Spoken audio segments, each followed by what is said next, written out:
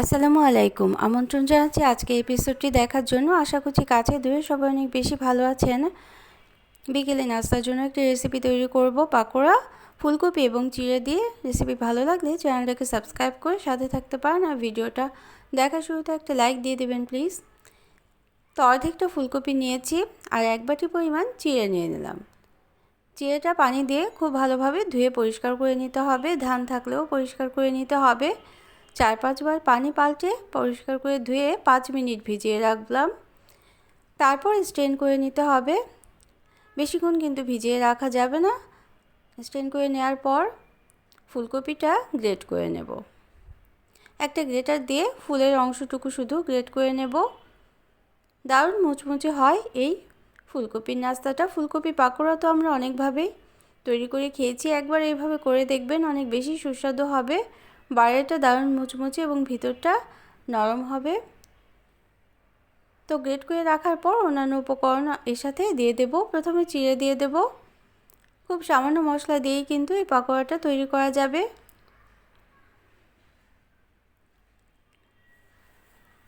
তো চিড়েটা দেওয়ার পর মশলা হিসেবে এখানে আমি চাট মশলা দিব এবং পেঁয়াজ মরিচ কুচি আর ধনেপাতা কুচিও দিয়ে দেব।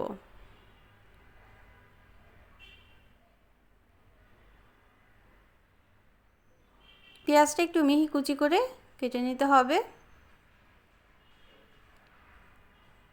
এবং ধনেপাতাটাও একটু মিহি কুচি করে কেটে নিতে হবে।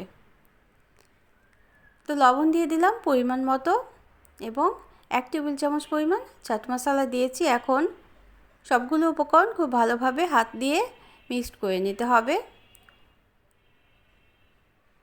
তার জিরে গুঁড়ো দিলাম 1 চা চামচ এবং শুকনো মরিচের গুঁড়ো বা চিলি ফ্লেক্সও দিয়ে দিতে পারেন, 1 চা চামচ দিয়েছি এবং আধা চা চামচ ধনে গুঁড়ো দিয়ে দিলাম। দারুণ চটপটে স্বাদের এই পাকোড়াটা বিকেলের নাস্তায় চায়ের সাথে একেবারেই জমে যাবে। আর শীতের বিকেলে তো মুচমুচে কিছু খেতে অনেক বেশি ভালো লাগে।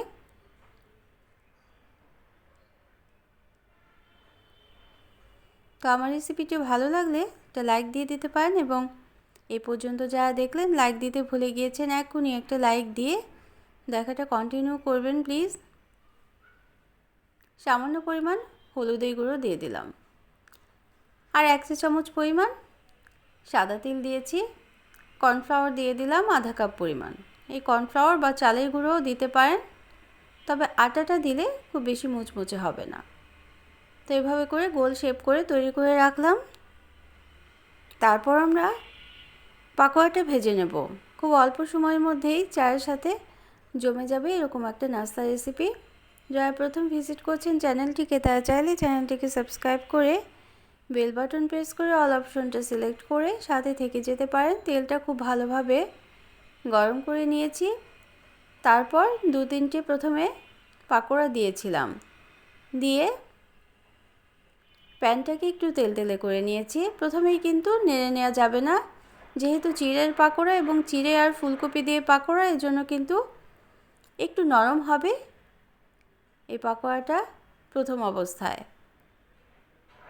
এজন্য প্রথমেই কিন্তু খুব বেশি নাড়ানাড়ি করা যাবে না। যখন উপরের দিকটা একটু শক্ত হয়ে আসবে তখনই উলট পালট করে নেড়ে নিতে হবে। এই বিষয়টা কিন্তু অবশ্যই খেয়াল করতে হবে। প্রথমেই যদি বেশি নেড়ে নেওয়া যায় তাহলে কিন্তু ভেঙে যেতে পারে। চিড়ের পাকোড়া সাধারণত এরকমই হয়। দারুণ হেলদি একটা রেসিপি, যাই হেলদি রেসিপি খেতে চান তারা কিন্তু এই পাকোড়াটা অবশ্যই বাসায় ট্রাই করতে পারেন। ট্রাই করে যদি ভালো লাগে তাহলে আমাকে কমেন্ট করে জানাতে পারেন কেমন লাগলো, আর শেয়ার করতে পারেন ফ্রেন্ডস অ্যান্ড ফ্যামিলির সাথে দারুণ এই রেসিপিটা। তো যখন উপরের আবরণটা শক্ত হয়ে এসছে তখনই কিন্তু নেড়ে নিয়েছি। নেড়ে একটু সময় লাগবে আজকের এই পাকোড়াগুলো ভাজতে, তবে খুব বেশি লো আছে কিন্তু ভাজতে হবে, লো মিডিয়াম আঁচে ভেজে নিতে হবে। খুব বেশি আছে ভাজলে উপরের দিকটা পুড়ে যেতে পারে এবং ভিতরটা কাঁচা থেকে যেতে পারে, এই বিষয়টা অবশ্যই খেয়াল করতে হবে। তো যে কোনো সসের সাথেই কিন্তু পরিবেশন করে নিতে পারেন দারুণ মুচমুচে এই পাকোড়াটা। বাচ্চাদের স্কুলে টিফিনেও দিতে পারেন। চিপসের মতোই তারা পছন্দ করে খেয়ে নেবে। তো অন্য কোনো দিন অন্য কোনো রেসিপি নিয়ে আসবো ইনশাআল্লাহ। সবাই অনেক বেশি ভালো থাকবেন, আর যারা এই পর্যন্ত দেখলেন সবার জন্য রইল অনেক অনেক শুভকামনা। সবাই অনেক বেশি ভালো থাকবেন। তো আমি তেলটা ছেঁকে উঠিয়ে নিলাম এবং পরিবেশন করে নিলাম।